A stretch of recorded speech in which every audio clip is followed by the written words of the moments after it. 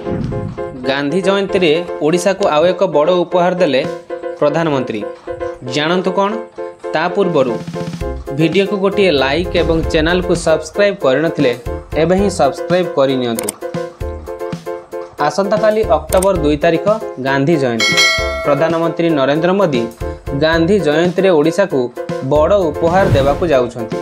PM Jan Dhan योजना रे प्रधानमंत्री ओडिशार आदिवासी अध्युषित अंचल रे 147 किलोमीटर रास्तार शिलान्यास करियो बोली सूचना मिली।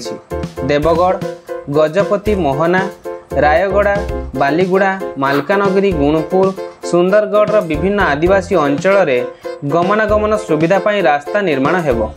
एथिसहित आदिवासी अंचल रे अनेक गुड़िए लोकाभिमुखी कार्यर मध्य प्रधानमंत्री शिलान्यास करिवे। एथिसह अक्टोबर रे झारखंड हजारीबागरु देशर विभिन्न राज्य को 83,300 कोटी टंकार प्रकल्प भेटी देवे माननीय प्रधानमंत्री नरेंद्र मोदी।